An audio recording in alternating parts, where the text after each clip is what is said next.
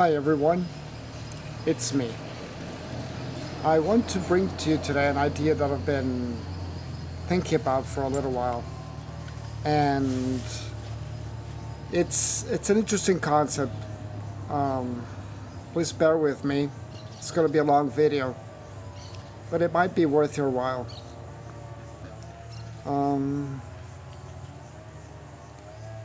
Imagine if 500 years into the future, with the current advances in technology that we've been experiencing, with the level of sophistication that we've been experiencing on video games. Let's say that an advanced civilization has developed a game that is so unique, so advanced, so unlike anything else, that you are able to be immersed into a world with all your senses, all your cognitive abilities. Now let's say that this civilization has no physical form. And let's say that this civilization is advanced in their way of thinking and their views. They know everything that there is to know about human experience, but they have not experienced it. And the game is, let's jump into this machine and let's play the game of life. So, this game of life is a simulation that was purposefully built and masterfully crafted to give us an experience on a planet where we're isolated from everything else, where we are in a self-contained system, a self-contained environment, a self-perpetuating environment. The simulation gives you everything that you will ever need and is neuroactive, which means that the path that you choose changes with your choices. Okay, so let's say I'm a spirit, and we're talking about spiritual reality here. And I agree to play the game of life. So I go to this place, most like, Total Recall type environment. And I sit on this machine. And in this warehouse, there are thousands, millions, billions of other people playing. And the proctor asks me a couple of questions before we even begin. He says, what do you want to experience mostly? And there is a range of emotions. There's a range of experiences you can choose from. And you pick and choose. You go, oh, I want to experience this, I want to experience that, I want to go through this, I want to go through that. And then the simulation gives you probable entry points based on your choices of the things that you want to experience. And it says, we have a matchmaking with this couple, which will be your earthly parents. And you will be born and you will remember nothing about this agreement, this experience, this simulation. You're just going to have to figure it out. And that's part of the game. That's part of the construct. Okay, and then he asks you a couple of extra questions. He asks you, what sort of timeline do you want to play in? Well, what kind of timelines do I have to choose from? Well, you can choose modern day, modern man. You can choose ancient Egypt. You can choose the beginnings of civilization, Mesopotamia. You can choose any period of time that we have documented on Earth to choose from to play your simulation. And then you say, well, can I choose to be like an Inca? You can choose to be an Inca. Can I choose to be like a World War II fighter? You can choose to be a World War II fighter. You can choose any period of the simulation as your entry point. And you say, okay, so I want to choose the chronological time. I want to choose a time that is will be the best time for me to actually experience all the things that I choose to experience. What would you suggest? Well, I suggest you post-pandemic world, a post-pandemic 2026 on their timelines, according to the simulation record of events. So off you go, and you're born to your parents, and you don't remember anything. But your agreements are also, what sort of experience will the matchmaking of your parents give you in terms of the expression of the things you chose from on that entry level list, the advanced list? There's this whole subset of emotions, whole subset of experiences, whole subset of lessons that you're here to potentially experience that you agreed to. And the matchmaking chooses the portals through your parents as for you to have the potentiality of experience all those things that you signed up for. And with that also comes karmic resolution and ancestral healing of the DNA that your parents carry. Because your parents came from somewhere too. You see, so the simulation is self-sustaining and self-perpetuating. And all the things that your parents came here to experience were ingrained in their DNA by the choices that they made before they arrived. With the parents that were the matchmaking parents that they were assigned to, given their choices. But they carry that on their DNA, and you will carry that in your DNA as well.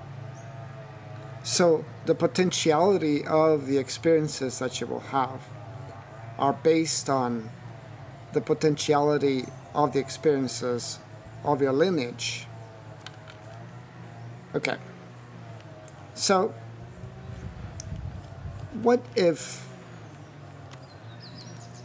I want to play with more than one character? Can I do that? What if I want to play as an Inca? Let's say the early period of the year 1000. And I want to play a modern day person. Modern day as in right now. But I also want to play, I want to be born in 1930 in the US because I want to experience Woodstock. And you have multiple players created by you, which are your avatars, living that experience and collecting that data and those experiences that you selected you wanted with each individual character that you're playing. Well, how can that be? Well, imagine if when you chose your love partner, your love interest, the person that really understood you, and the person that when you looked into their eyes, you saw the whole universe.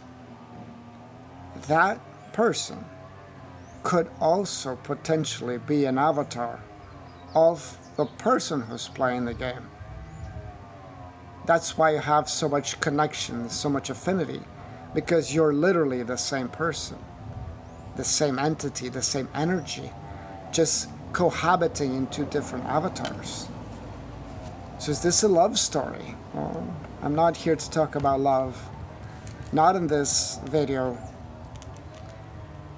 Okay, so we have a plethora of choices, a plethora of experiences, and a plethora of emotions that we're going to express during our time here. And that is exactly the point. If we take the concepts of the Church of the Simulation on all the previous videos I've done, I've spoke about the transmutation of the emotions that we feel are the very things that power the simulation. So imagine that you're back into that total recall environment, and the proctor, after you chose all the options and all the variables that you wanted to experience in human form, tells you, you get more points if your avatar transmutes more energy. I got more points? Bragging rights? Well, those points are actually, in essence, what fuel the simulation itself. But it gets measured, it gets tallied. So Esther Hicks and Abraham Hicks have given us a list of 22 emotions, 22 human emotions that start, number one, with joy, love, happiness, empowerment, freedom, and all the way down to despair, depression. Depression is lower than anger, because you're in depressed where you're suicidal, you're not feeling anything. It's better to feel angry about something than to feel completely hopeless and despaired and depressed. You understand?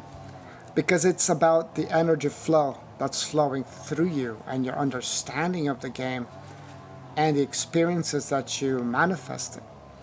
Because in the end of the day, all those emotions you chose to experience and all those things that you chose to go through in your physical life, in this particular avatar, will generate some sort of energy via the emotions you transmute.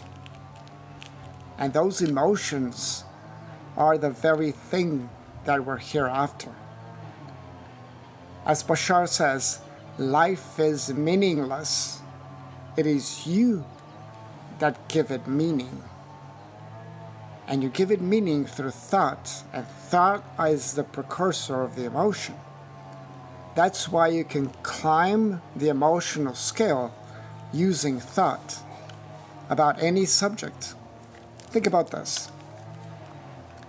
If I were to offer you a glass of water right now, here's a glass of water. You go, okay, sure. You have any Sprite? It's just a glass of water. How would you feel about that glass of water? It's just a glass of water, man. Okay? Fair? Now let's say that you're lost in the desert and you've been wandering for a day without water. You fell from an airplane, I don't know.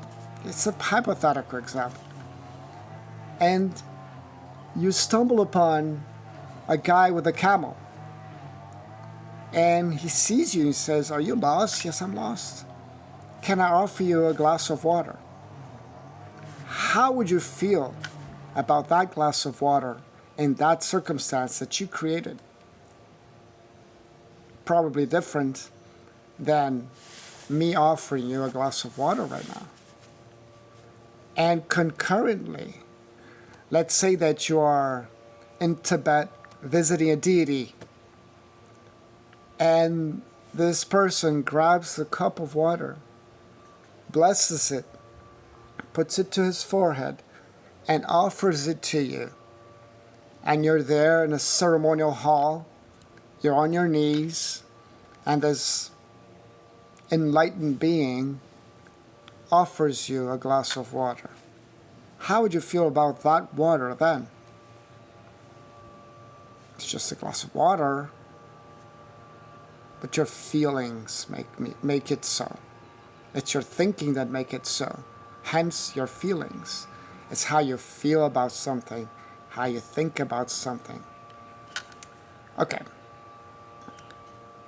Can other sentient beings play the game? What if this game is not only played, this simulation, this collective neuroplastic simulation that changes according to what the avatar is thinking, feeling, saying, and doing? What if other people are playing too, other entities? And when I say by other entities is, let's imagine that you came from somewhere and you're playing that game, but other people, other beings from other civilizations also want to play the game. So you get Pleiadians wanting to play the game. And they too get an avatar. They too choose the range of experiences and the range of emotions and the possibilities and the potentialities of their timelines, given the matchmaking of the portal of their parents, to give them the highest statistical probability of actually experiencing the things that they chose to experience. And you were born into physical form, but your player is playing from the Pleiades, from Sirius, from Andromeda, but you don't know it. Have you ever felt that you're not from this place? Have you ever felt that you don't belong here? Have you ever felt like you're an alien? Well, there you go.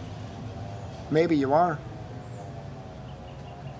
And concurrently, if your player has multiple avatars and you're playing in this reality, in this timeline, but you also have an avatar which would be your brother, energetic brother or sister, playing as an Inca, and you have this fascination about the Inca people.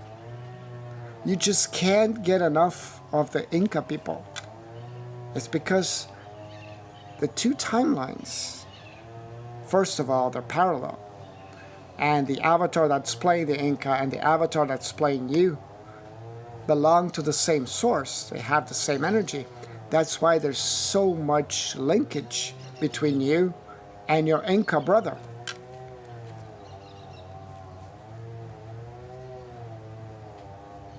Fascinating. Okay, so what would happen if one of those players is from a system that is not so, did not choose so much of the light as experiences? But their mission, remember that the end result of the physical experience is to transmute emotions, so we can power the simulation and get points, bragging rights after you disconnect, right? And let's say that one of these players is an Archon,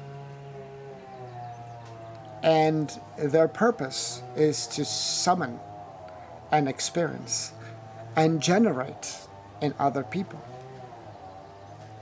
the lower intensity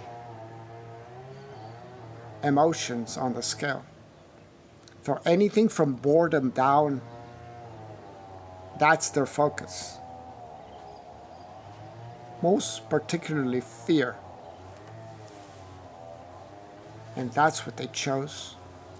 And that's what they're here to do. And that's what they're here to elicit in other people.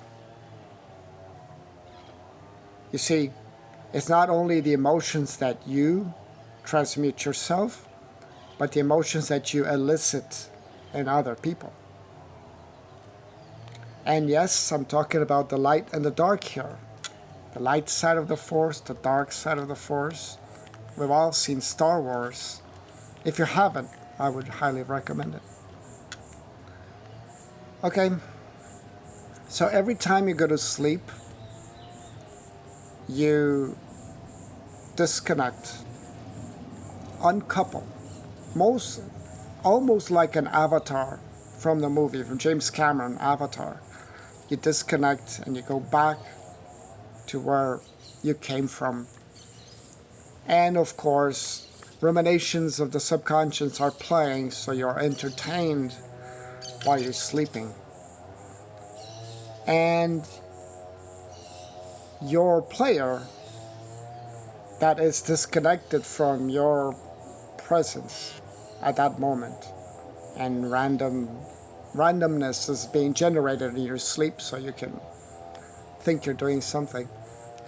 And your player goes to a coffee shop and his friend says, you know, I don't want to play with that avatar anymore. I want out. I want out of that avatar. And then you say, well, I can help you. You can? Yeah, I can. So, what if your players made an agreement in the coffee shop while you were sleeping, and they agreed that they were going to help your avatar leave the simulation and end the game in that particular avatar?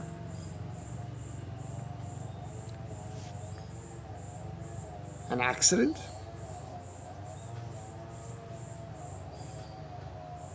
Years ago, I was shocked when I was reading, actually I was watching a video about this young man that,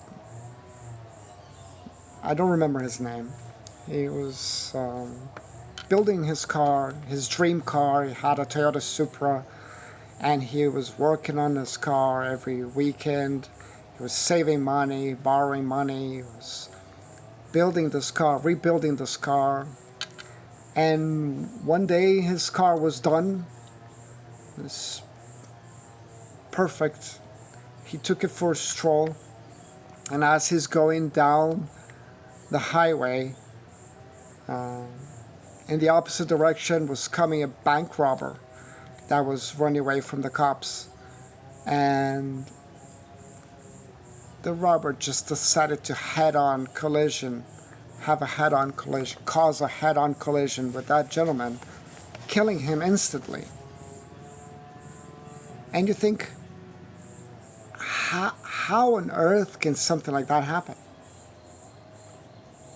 That person who was escaping the cops passed hundreds of cars before he aimed at that particular car and collided with it, killing the guy instantly. That has to have been an agreement. So this gives you insight on everything that you see that is like unexplained, in terms of guy just came in and killed everyone. Could those everyone just have been part of an agreement? It just wanted out of the simulation. Just happened to be at the right place at the right time. How to explain an airplane crashing and one sole survivor? Everybody else died, just this one person survived. Well, that one person was not in the agreement. Who knows? Remember, all this is based on what-if scenarios. So, at the end of the day, what I wanted to ask is, what have you been learning on your experience here? What have you been experiencing and transmuting in terms of energy? And how much intensity of that energy have you been transmuting? You see, there is no right or wrong emotion to have, just as long as you're transmuting something. You are in fear for your life, financial pressure. You're just fear, fear, fear, fear, fear. You turn on the news and it's fear all over. You're just afraid of everything. Germs, COVID, an asteroid hitting the Earth. What's the intensity of that emotion? You chose that frequency. You chose to experience that frequency of that emotion. And the more you think about those things, the more experiences you're going to have. And that is the plastic part of the simulation, because you get more of what you're thinking about. By default, and this is a universal law, the more you think about something, you become the attractor field for that energy, and that's going to give you more of that. So if you worry about something, you're going to get more things to worry. And then one day you just decide to change your perspective. I want to operate at a different frequency. Can I do that? Of course you can. Maybe that's been your path all along. And you had to go through all those negative experiences for you to bullseye on the emotion that you wanted to experience the most, what you came here to experience. That is after you have cleared up all the karmic debt that not only you carry from your player, but you also carry in your DNA from the portal of your parents. It's complex. So let's say that you have cleared up all the energy from your DNA. You have repaid all your karmic debts from your player. What karmic debts? Well, think about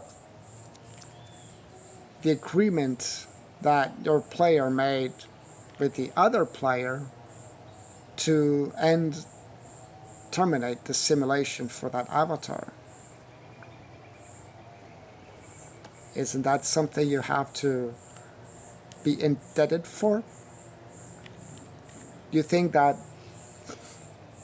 person who had a head-on collision with the guy who was just cruising along in his car that he was so happy about, you think that person, that avatar, did not generate any karmic debt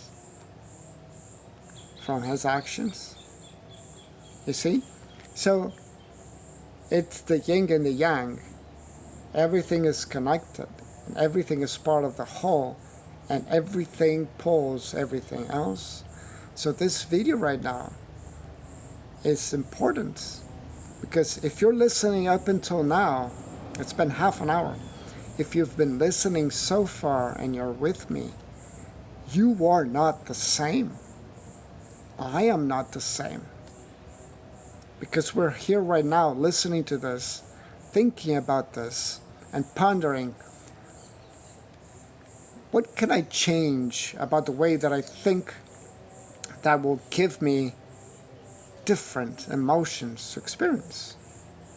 What can I change about the things that I perceive that will give me a different outcome of perception? You see, everything that you experience, you created. Because there is something there for you. Everything that you're interested on, anything that you have interest in, is a piece of the puzzle on the discovery of who you are. And let's say that you're fascinated about ancient Egypt. Maybe your brother-in-arms avatar from the same player that's concurrently playing the same timeline, but in ancient Egypt. Maybe you wanted to be him, or maybe you wanted to be playing his level.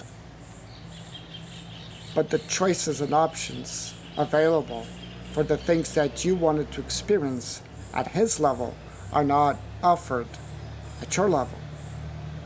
Because parallel timelines, and they're both experiencing something different.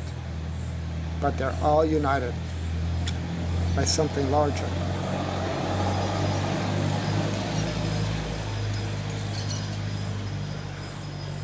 That will be all. Thank you.